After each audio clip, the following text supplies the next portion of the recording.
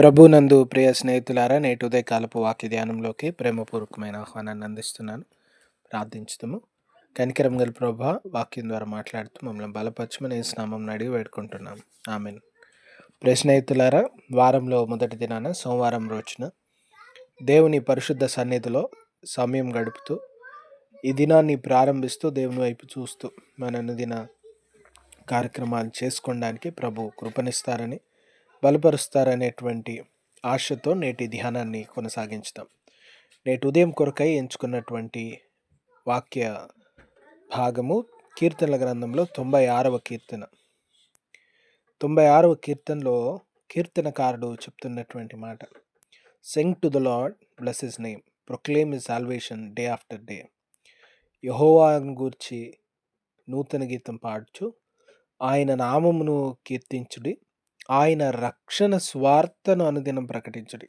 ఆయన రక్షణ స్వార్థను అనుదినము ప్రకటించాలి. ఆయన్ని కీర్తించాలి, ఆయన నామమును కొనియాడాలి, ఆయన రక్షణ స్వార్థను ప్రతిదినం ప్రకటించాలి. విశ్వాసులైన ప్రతి ఒక్కరి పైన ఉంచబడినటువంటి బాధ్యత ఇది. ఇది ఏ ఒక్కరిదో పని అని మనం అనుకోనకూడదు. ఇక్కడ అనేక విషయాలు దాగున్నాయి. ఆయన రక్షణ గురించి ప్రకటించేటప్పుడు ఆయన నామాన్ని కీర్తిస్తున్నాం, ఆయన్ని స్తుతిస్తున్నాం. దేవాదేవుడు యేసుప్రభుల వారు మన జీవితాల్లో జరిగించినటువంటి ఆయన రక్షణ కార్యాలని జ్ఞాపకం చేసుకుంటున్నాం.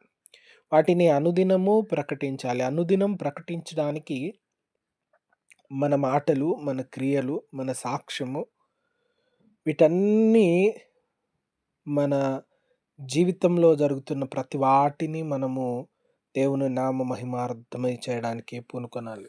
ప్రియమైన వాట్లారా, నేటి ఉదయకాలము కీర్తనకారుడు చెప్తున్నట్లుగా ప్రతిదినము ఆయన రక్షణ స్వార్థను ప్రకటించాలి. చాలా సందర్భాలలో మనము రక్షణ గురించి మాట్లాడుతాము, కానీ రక్షణ కార్యములలో ప్రాముఖ్యమైన ఒక విషయం ఏంటంటే ఎంతరి రక్షణ కొరకు మనం ప్రార్థన చేస్తా ఉన్నాం. ఇంట్లో భార్య భర్తల కొరకు, పిల్లల కొరకు, అన్నదమ్ముల కొరకు, తల్లిదండ్రుల కొరకు, ఇంకా యేసు ప్రభుల వారి దగ్గరికి రాని అనేకుల కొరకు ప్రార్థన చేస్తున్నామా? ఇది మొదట దేవుడు మన చుట్టూ ఉన్నవారి చుట్టూ ఇచ్చినటువంటి బాధ్యత. 2, నీ ప్రియ స్నేహితులు, నీ తోటివారు, నీ ఇరుగు పొరుగు వారు, వారి రక్షణ గురించిన బాధ్యత కూడా నీది, నాది. మనం పనిచేసే చోట, చదువుకునే చోట మన ఇరుగు పొరుగు వారి కొరకు, వారి రక్షణ జీవితం కొరకు ప్రార్థన చేయాలి. మొదటి విషయము కుటుంబం వారి కొరకు, రెండవది మన చుట్టూ ఉన్నటువంటి వారి కొరకు, 3 ఇంకా నశించిపోతున్నటువంటి అనేకులు, ఈ దినాన లోకంలో నిరీక్షణ లేకుండా జీవిస్తున్నటువంటి వారు. ఈరోజు చాలా చెడ్డ రోజుల మధ్యలో మనం బ్రతుకుతా ఉన్నాం. లోకము ఎంత మోసపుచ్చుతుందో, ఇదే శాశ్వతమైన జీవితమని, సంతోషించమని, సుఖించమని, పాపం చేయమని ఎంతో ప్రేరేపిస్తున్నటువంటి దినాల్లో ఏర్పరచుకున్న అనేకులు కూడా పడిపోవడానికి కారణం. ఎందుకంటే లోకం చెప్తుంది ఇదే నిజమైన జీవితం అని మోసపుచ్చుతుంది. ఇది నిజమైన జీవితం కాదండి. నిజమైన జీవితము నిత్య జీవితం. నిత్య జీవమునకు పిలువబడినటువంటి వారం మనం. ఈ లోకయాత్ర ముగియగానే నిత్య జీవితం ఉంది అందరికీ. అది పరలోకము, నరకమో కానీ నిత్య జీవితం ఉంది. కనుక ఈ భూమి మీద ఉండగా ఎటువంటి జీవితం జీవిస్తూ ఉన్నామో మనల్ని మనం సరి చేసుకోవాలి. మోసపుచ్చే జీవితం కాదు. తిను, తాగు, సుఖించు, ఏంది జీవితం అనేటువంటిది జీవితం కాదండి.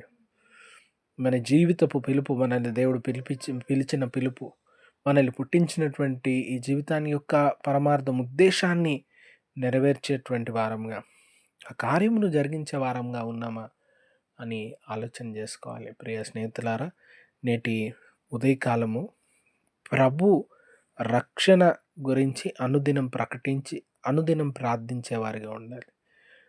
ఈరోజు అనేక ప్రాంతాల్లో మనం సువార్త డైరెక్ట్ చెప్పలేని పరిస్థితి, అనేకులకు పత్రికలు పంచలేని పరిస్థితి, వాక్యం బయటకు చెప్తూ ఉంటే కష్టమైన పరిస్థితులు.